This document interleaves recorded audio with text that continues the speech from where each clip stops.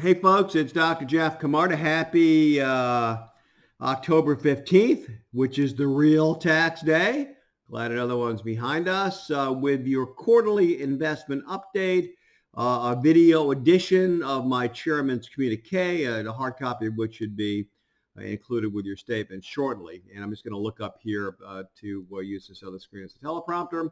And before I get started, I've got to say this whole, gloom and doom mantra you've been hearing from me for most of the year is pretty new to me. It's not my natural state.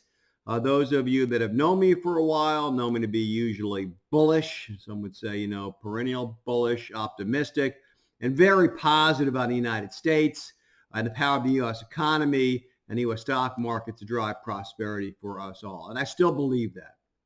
I really do. I know I've been more of a bummer lately, and I'm very sorry for that. So before I get into my now regular review of the storm-filled skies, let me remind you that this won't last forever. It never does. We'll get through this. We will.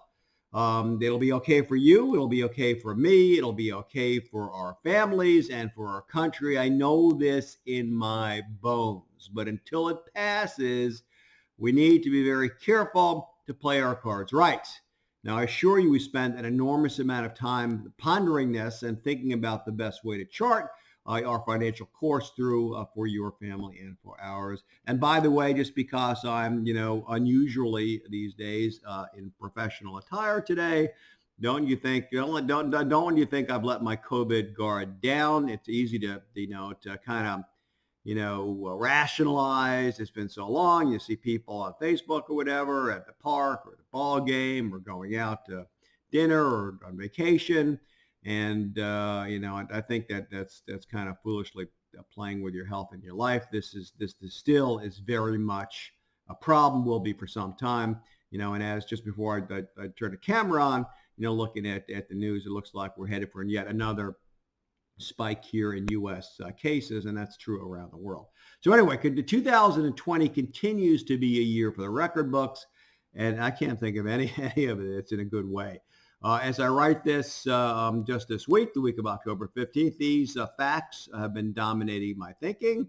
Number one, stocks continue to trade at very frothy levels, well above those justified by economic conditions and company profits, the underlying economic reality. This induces much risk and a lot of opportunity, for this trading, the short-term, the commodity tactical opportunity trading protocol that we've developed. But stocks are at frothy levels. In fact, there was a piece in the Wall Street Journal this morning that the price-to-earnings ratio for tech stocks and the Shiller CAPE, or cyclically adjusted price-to-earnings ratio, are levels that haven't been seen since the NASDAQ crash circa 2000, and which you may remember, NASDAQ went down 80% from the peak and took 16 years to break even after that. And if you look at the graph, the current peak is eerily reminiscent of the 2000 peak. Just one of many warning signs. COVID, number two, continues to pound the world, already responsible for the worst economy since the Great Depression. This huge threat shows no signs of letting up. Safe vaccines, which traditionally take something like 10 years to develop. Hopefully technologies get a little bit better, but I mean, that's kind of the best practice, 10 years. Safe vaccines, there are many vaccines out there, the Chinese and Russian citizens are, being guinea pigged with them, but safe vaccines still seem like they're a long way off.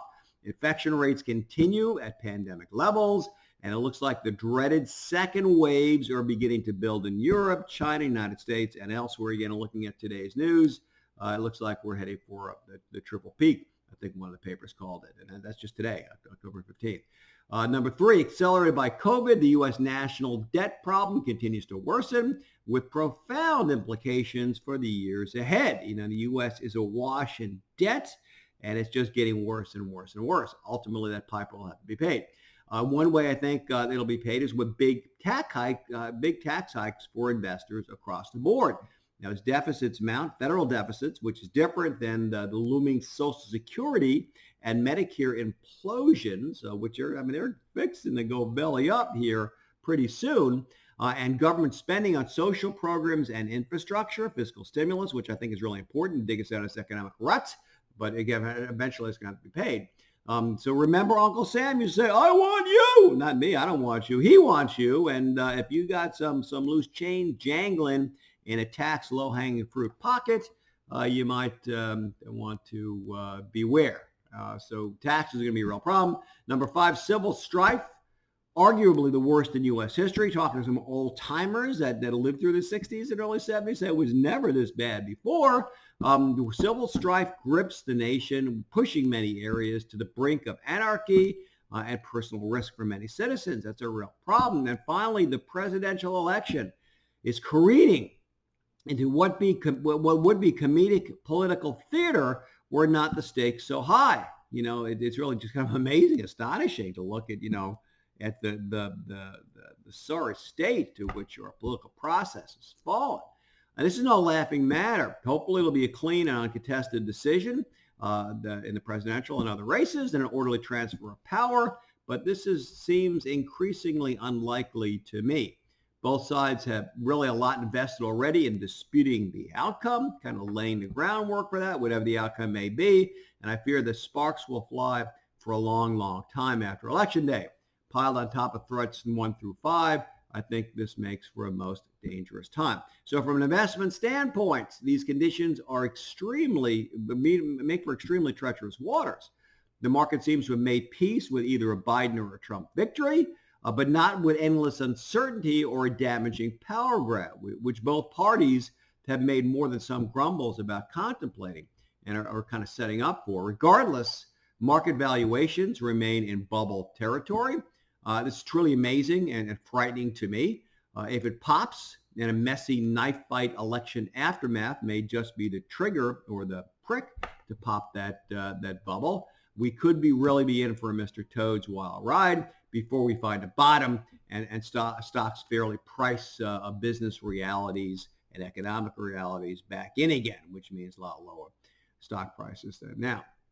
So for these reasons, we continue to counsel dry powder, man the dry powder, and are keeping our clients' portfolios with material cash positions. Our objective is to hedge the outlooks and to benefit both if the bubble keeps on inflating, and it may, irrationally for, a longer time, but also be in a position to scoop up quality stocks cheap if the bottom falls out, as I think it eventually must. So in markets like this, steely-eyed tactical trading can yield juicy profits, and we're very proud of our results using our new COVID special Camarda tactical opportunity approach that we've developed and applied to most client accounts.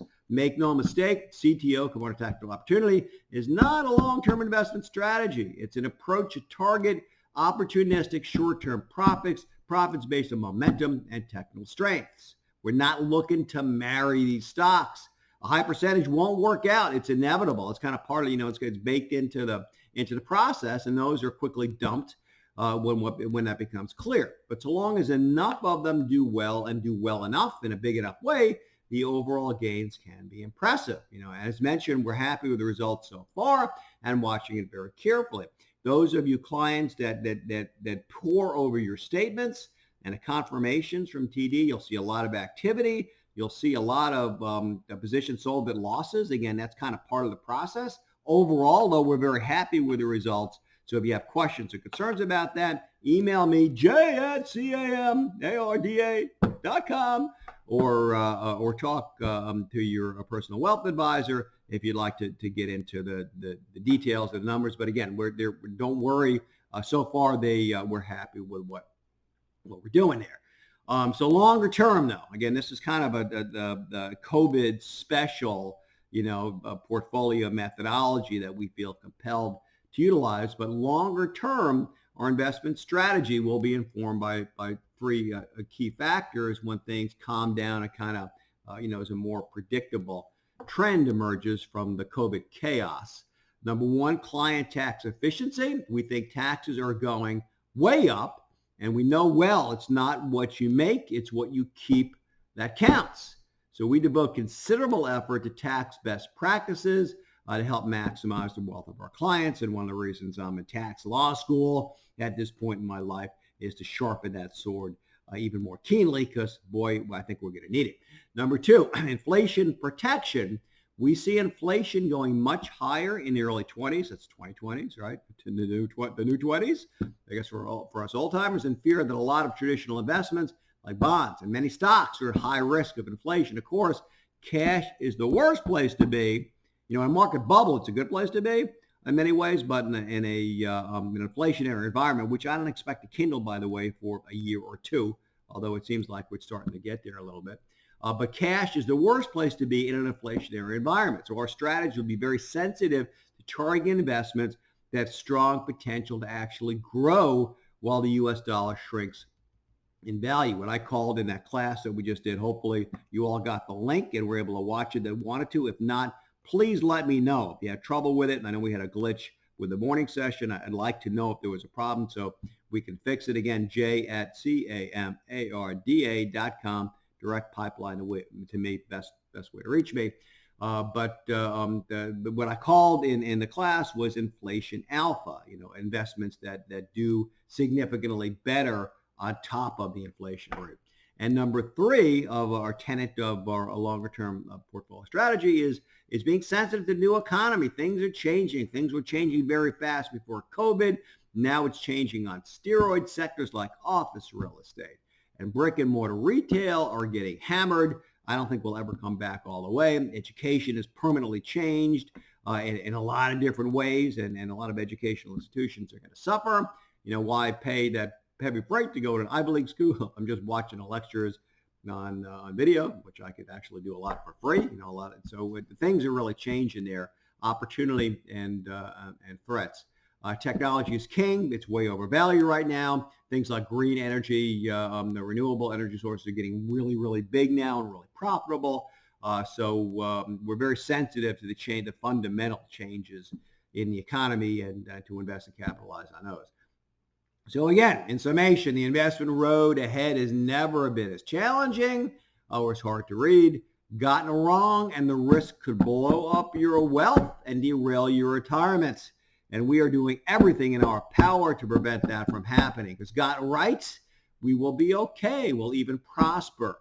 As has long been said by many, and Kramer wasn't the first by far, there is always a bull market somewhere. And we believe this will continue to be true going forward. And we are relentless in its pursuits. And again, this will not last forever. We will get past this. Times always change. The important thing is to recognize what's going on in order to properly adjust and profit from it. Rest assured, I'm working very, very hard to read these tea leaves and get you safely through this mess. So the things, our view, as you probably have come to see, is very different from what you may hear on the news and from other folks. But we believe it's the most realistic perspective on what's actually going on. There's a term called integrative complexity, where you look at this, you look at that, you look at that, and you put the whole mosaic together and try to figure it out rather than just looking at one little bit of information, a mouse scurrying through the jungle and drawing a big picture just from that little bit of information. So again, our perspective is somewhat different. We think it's very, valid and informative. Think of it as a beacon, if you will, to help guide your way to smarter decisions going forward as we work very fervently to effectuate. And thank you so much for listening to that long-winded video down to 14 minutes and counting some seconds. So enough. Thank you so much for watching. I hope you enjoyed this. If you have any questions, my email address, and God bless. Good health, and God bless all of you. Thank you. Bye-bye.